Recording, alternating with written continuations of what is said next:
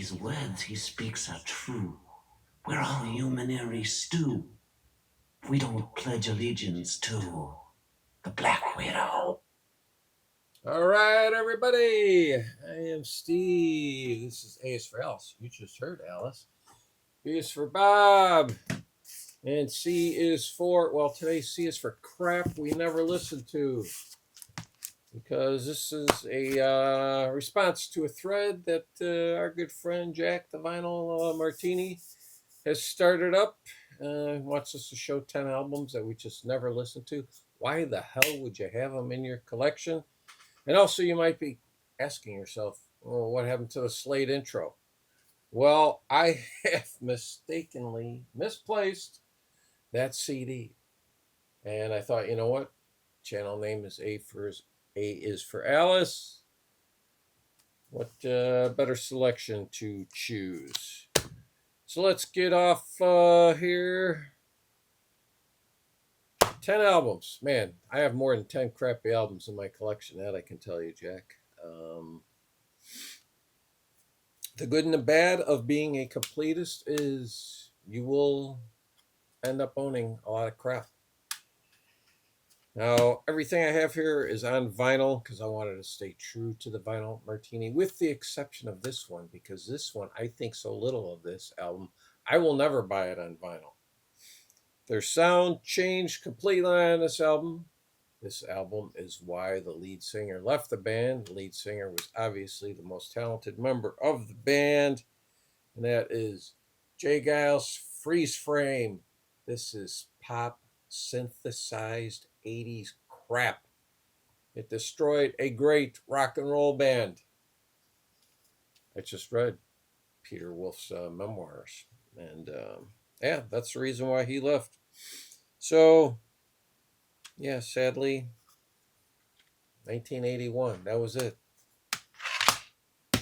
Here's an album I will take every opportunity presented to me to bash, because this may be, when I look where it's held in the pantheon, yeah, big word there, rock and roll history, it blows my mind.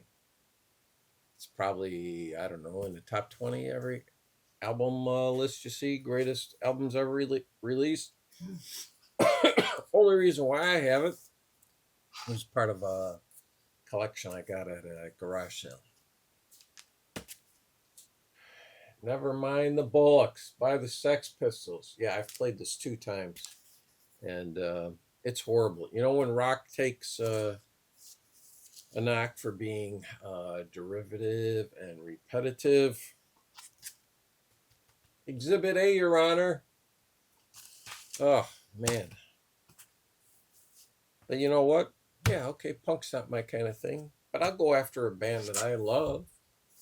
I'm not sure where they fell for me. I think they're a top 15 band for me. This is their worst album by far. Once again, we're talking like Jay Giles' band, 80s synthesized, overproduced bullshit drums.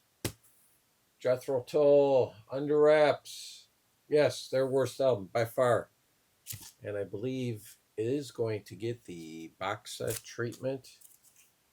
Oh, Steve, you are going to really be testing yourself there whether or not you buy it, because I have, what is there, 15, 16 that have preceded it. I'll see if I'll buy it. You know what? If they can clean up the production, and Steven Wilson, God bless him, he may do it, and tone down those drums, maybe there's something in there worth listening to. I don't know. Okay, here we go. Up next. You may not. Looks a little like Gulliver's Travels there, right? Great movie. The album is by McGear, as in Michael McGear, as also the brother of Sir Paul McCartney. In fact, Paul produces this. Paul has written 1, 2, 3, 4, 5, 6, 7. Paul has written solo or co-written 7 of the 10 songs on this crappy album, recorded at Strawberry Studios. Want to hear who plays on it? Paul and Linda. Denny Lane, Jimmy McCullough. Yeah, so you got Wings on here. Got Denny Sewell on drums, playing a little bit. Derek Taylor, he's giggling on here. And yeah, this came out, what year was this crappy album? 1974. I remember going into Flipside Records and seeing like a hype sticker saying Paul McCartney's brother. I'm like, I'm all over that. Well, I am over that. I will never play it again. And you know what? Let's stay in the family theme. To me, oh God, I do not find anything good on this, but this people love this album. Chaos and Creation in the Backyard by his brother, yeah, Paul McCartney. This album bores me to tears. I know people love it. I don't get it. All right, these next three albums I received a friend of mine. He either had duplicates of albums or he was getting rid of some of them. He asked me if I wanted them, and I said, yeah, sure, bring them. We were meeting for lunch the one day, and this is a number of years ago, probably, I'm going to say 7, 8 years ago. And it's a band I only like their hits. And when I'm talking their hits, I'm talking about stuff before they made a shift into the world of disco. And that would be these guys, the Bee Gees. All three of these albums. I have 3 Bee Gees albums here. Now, I also have a greatest hits on CDs. CD, that is the only thing I play by them. So this is called what? Children of the World. Never listened to it. I have Main Course. Oh God, this says Nights on Broadway. Here we're starting to get really the Chipmunk vocals. Really, they are 1 octave away from being the Chipmunks. And Bee Gees, Trafalgar. I don't even know if there's anything worth listening to on this.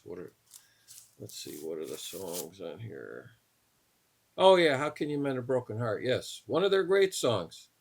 So this might be their last hurrah, as far as I'm concerned. I'm not even sure what year this album came out. What year was this? Because if that song is on here, this is certainly probably my exit point for them. Let's see. 1971. Yep, kind of makes sense. All right, then here. One of the top 10 great rock vocalists of all time.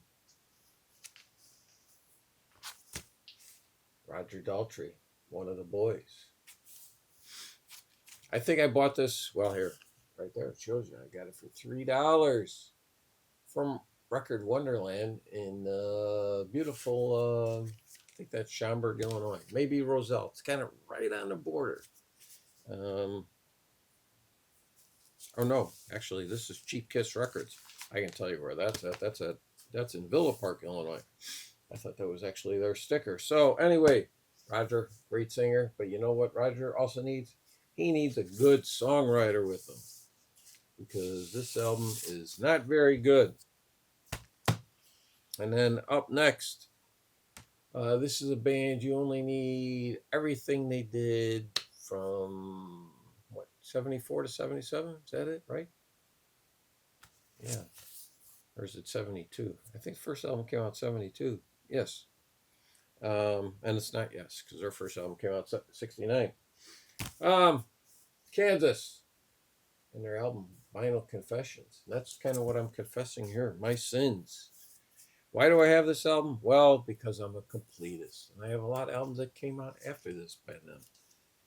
And this, I think, is 82. So I just kept buying and buying and buying them, hoping for them some glory of the past that they never touched upon.